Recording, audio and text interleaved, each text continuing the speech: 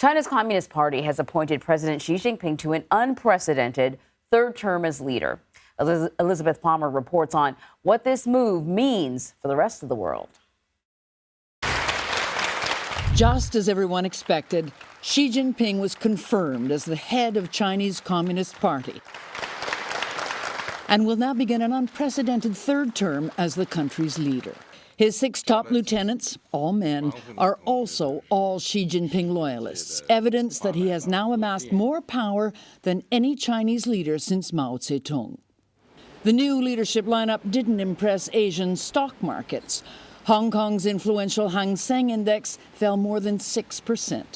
And it didn't help that there is no sign Xi's zero-COVID policy, which has put the brakes on economic growth, will end anytime soon.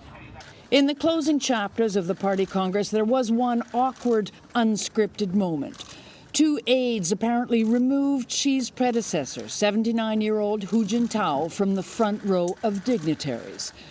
Was he unwell, or was it a political purge? We'll probably never know, as the incident has already been scrubbed from Chinese TV and social media.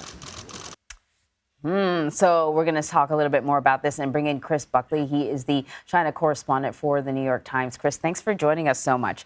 So we've used the word unprecedented several times already. We know it's unprecedented, this third term, but not a surprise at all. What has Xi been doing over the last several years to solidify his position within the party? Well, thanks, Anne-Marie. It's really been over the past decade that Xi Jinping, pretty soon after taking power, began to establish a strong grip over the Chinese Communist Party. And one important tool of that was the anti-corruption drive that began pretty much soon after he came to power. And that's really broken up a lot of the potential resistance to him. And on top of that, over the past certainly 5 years or more, on top of that, we've had a much more intense focus within the party on showing loyalty to the party, but also to Xi Jinping in particular. So I think anti-corruption and that loyalty drive have really established his power over the party and broken up any potential opposition. So we heard in Elizabeth Palmer's piece that the stock market was none too pleased, even though this wasn't, a surprise. And perhaps it's reasonable when you consider the impact that the zero COVID policy has had on China's economy. We're just now getting a proper snapshot of the Chinese economy because they delayed the release of a report. What do things look like for the economy?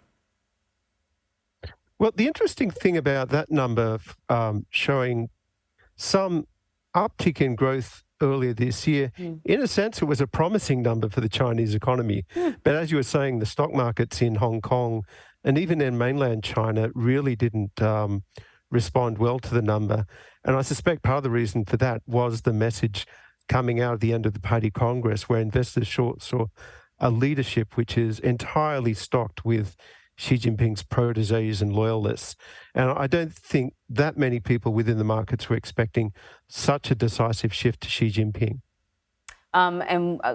He sort of laid out his roadmap in that speech. And one of the things that he kind of alluded to was a continued crackdown on millionaires and billionaires. But based on his speech, where do you think Xi's focus will be when it comes to China moving forward?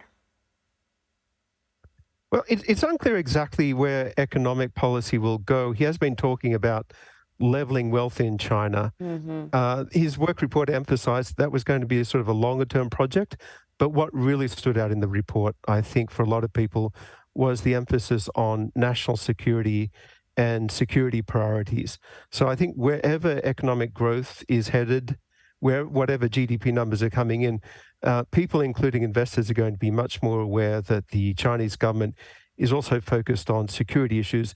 And that includes, very importantly for investors, technology issues, where another key message was a continued and more aggressive drive for technological self-reliance in areas like, for example, semiconductors. And of course, just to remind people, that is an area that the U.S. is cracking down on, sharing information about semiconductors with China. What about Taiwan? The message in the work report from Xi Jinping was actually continuity in that policy.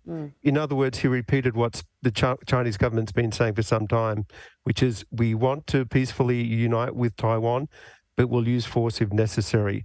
On that particular issue, I would say that Xi Jinping was staying the course rather than staking out any new territory. All right, Chris Buckley, thank you very much. Thank you.